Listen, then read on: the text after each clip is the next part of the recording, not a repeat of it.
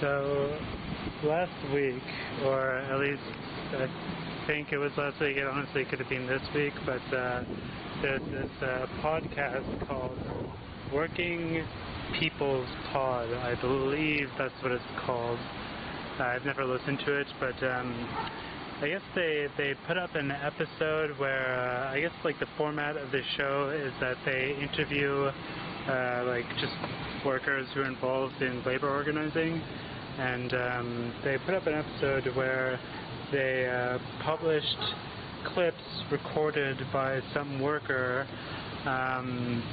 somebody who works for like an American like vegan food manufacturing company that like sold at Amazon grocery store, Whole Foods, and I think they're headquartered out of like somewhere in the south, like one of the Carolinas. I mean, I really don't know much about this. You can tell how much research I've done, but yeah. So like one of the workers like recorded the speech made by one of the owners, where they're like talking shit about unions and like talking about how, you know, typical like boss anti-union rhetoric. But what happened is that the bosses actually filed a copyright infringement claim against this podcast, claiming that, you know, this boss's speech, which was made in front of like I don't know, like a bunch of workers, was copyrighted material, which is obviously completely insane. Like the idea that's like you know, like your speech in either a public or a private space is copyrighted is just complete nonsense. It wouldn't hold up in a court of law. But this podcast is hosted by the Libsyn service, which is just like a, you know, podcast, very popular podcasting, hosting, and like I don't know, they do other shit related to podcasts. But Libsyn like immediately took down the episode without like actually like spending any kind of like time or resources, obviously, in like determining the validity of the claim. They just want to like avoid getting drawn into some kind of like legal dispute between some creator that they have no real obligation towards, just one of many creators, right? Obviously, that's what they're going to do. But it got me to thinking about something, which is like, and also like in recent weeks we've had like all of these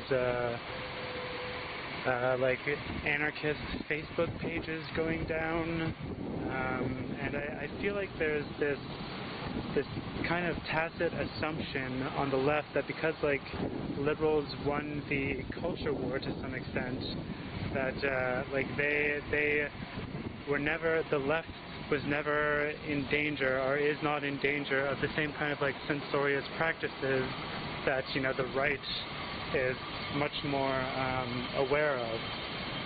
But obviously, like, this is all changing. You know, the regime is really changing its attitude. It's becoming a lot more extreme and like uncompromising in the kind of measures that it employs against political dissidents, you know, on whatever end of the spectrum, whatever their like cultural values are. But you know, like I have to wonder. Like, I have a podcast. It's not very radical. It's not very interesting. But I'm just hosting it on my like private VPN, which is hosted by DigitalOcean, which is some gigantic corporation. They do like all kinds of digital hosting, but they're in no way like specifically have anything to do with podcasts or anything. It's not really a service in the same way that Libsyn would be considered a service. So I think that like if this podcast, Working People Pod, had been hosting, I mean, there are all kinds of like technical solutions to the problem of to this particular problem of like potential like bogus copyright claim being filed against an episode just in order to get your server to capitulate to, you know, legal pressure and take the content down.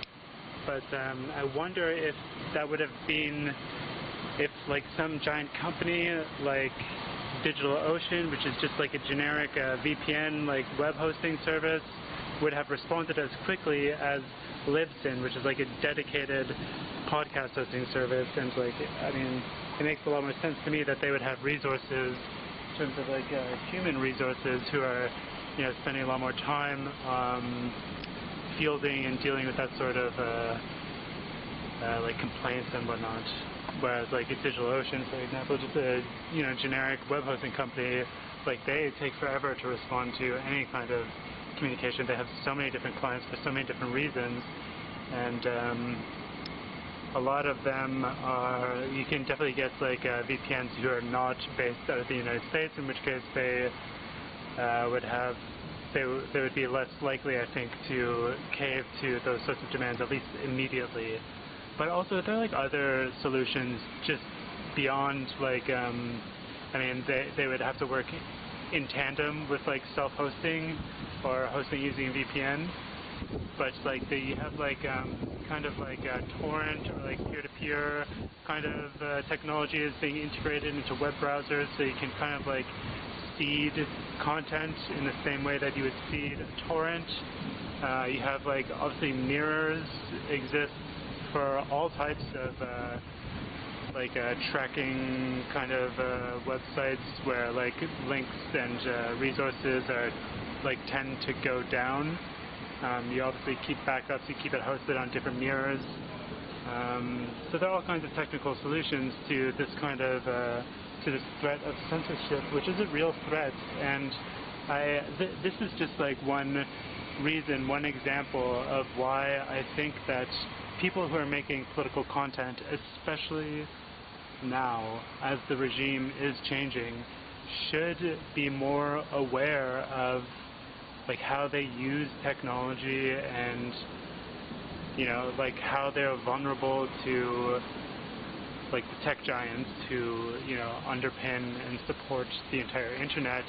And, you know, like I think it is worthwhile to make some kind of like step to be more autonomous from those sorts of organizations, just like you would try, you know, to be autonomous from, I don't know, from like the state more generally. Like you should be aware of how you depend on these types of corporations. And it goes for Patreon, and like the way that they can get at you is really deep, and like the right wing, the extreme conservatives, they know about it as well. Like even if you go beyond Patreon, there are examples of people who Visa will like stop dealing with them, so they like simply cannot turn their income into cash, even when they like you know, make extensive efforts to go beyond like particular tech platforms. They are still vulnerable to like credit platforms, and it's really fucked up the way that you know, we depend on like our corporate overlords. But you know, my advice for anybody listening would be, you know, and it's ironic that I'm posting this on YouTube, but you know, that's another consideration, is like how important and how relevant all this sort of thing is. But you know, the point is, like with that example that just happened last week or this week, it can come up and become relevant to you when you're least expecting it, and you know, that sort of thing I think is happening more and more. And you know, we should make a better effort to be aware of how we depend on corporate overlords, and you know, how we can not be so dependent on them. Alright, that's it for now. See you next time.